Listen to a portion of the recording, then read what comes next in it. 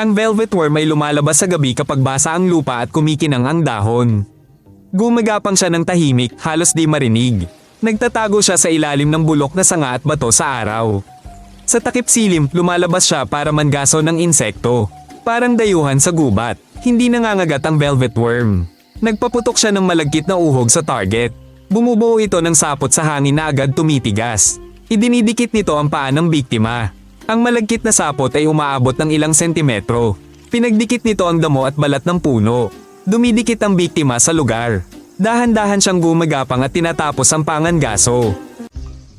Ang velvet worm ay parang matubong tubo na may ilang sentimetrong haba. May malambot itong paa sa tagiliran na may maliliit na kuko at pad.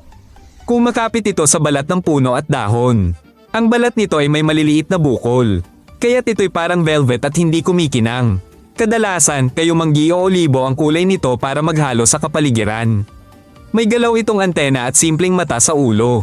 Sa tabi nito, may dalawang maikling tubo na pinagmumulan ng pandikit.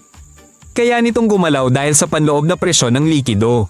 Dahil dito, malambot at tiyak ang mga galaw nito. Inaangat ng velvet worm ang harapang katawan. Mabilis gumalaw ang tubo. Naglalabas ito ng dalawang agos na nagkukrus. Gumagawa ito ng mga zigzag sa hangin. Tumutulong ang galame sa pagtatansya ng distansya. Tumpak nitong tinatahi ang sinulid sa biktima. Mabilis tumigas ang pandikit. Idinidikit ang insekto sa lupa o balat ng puno. Binubutasan nito ang malambot na bahagi. Nagtuturok ito ng digestive na laway. Pinapalambot at sinisip-sip nito ang laman. Naiiwang walang laman ang matigas na balat. Kapag tapos kumain, nililimas nito ang tuyong sinulid. Iniipon ng materyales para sa susunod na pangangaso. Ito ay pagtitipid ng mandaragit sa kagubatan. Matatagpuan ng velvet worm sa basa, madilim na gubat ng Latin America, Africa, Asia, at Oceania. Nagtatago ito sa bulok na kahoy, lumot, bato, at dahon. Dahil bukas ang hiningahan, mabilis itong maubusan ng tubig sa tuyong hangin. Ayaw nito sa sikat ng araw at nanghihina sa init ng hangin, lilim at halumigmig ang tanging panlaban. Halos di gumagalaw sa araw. Sa gabi, dahan-dahan itong nagpapatrolya gamit ang galame. Pag ulan, tumataas ang aktibidad nito, mas madali maghagis ng uhog at lumalabas ang biktima. Ang velvet worm ay mula sa sinaunang linya kamag-anak ng mga Lobopodian.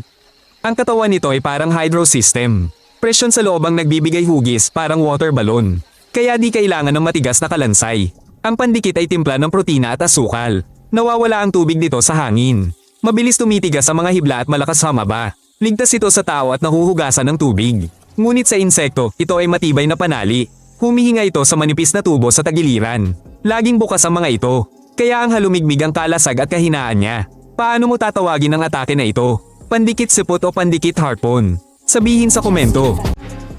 Ang velvet worm ay kahanga-hanga sa pagpaparami. Sa ilang uri, nag-iiwan ng lalaki ng semilya sa balat ng babae. Kusang nilulusaw ng katawan ng babae ang balat para makapasok ang semilya. Pambihira ito, ngunit ganyan ang sistema niya. May mga uri kung saan buhay ipinapanganak ang mga anak. Kumukuha sila ng sustansya mula sa loob ng ina. Parang simpleng placenta ang gamit. Minsan, nangangaso ito kasama ang kapwa velvet worm. Kinukulong nila ang maraming anay at kulisap na kahoy. Velvet worm, dating tinawag na Peripates, ay matagal nang gumugulo sa siyentipiko. Ngayon, malinaw na isa itong hiwalay na linya. Nakaligtas ito mula sinaunang dagat at umangkop sa lupa. Ang bakas ng paa nito ay nasa sinaunang tuklas. Mahalaga ito sa pag-unawa kung paano lumabas sa tubig ang mga hayop. Pinahahalagahan ng mga biologo ang pagiging simple at bihira nitong panghuhuli. Bawat bagong species ay may sorpresa. Mabagal at tahimik itong gumalaw. Sapat na para hulihin ang biktima sa gabi gamit ang pandikit. Walang takas. Ito ang Earth Creatures. Mag-subscribe para sa dagdag na kababalaghan. Marami pang nilalang. Pollen.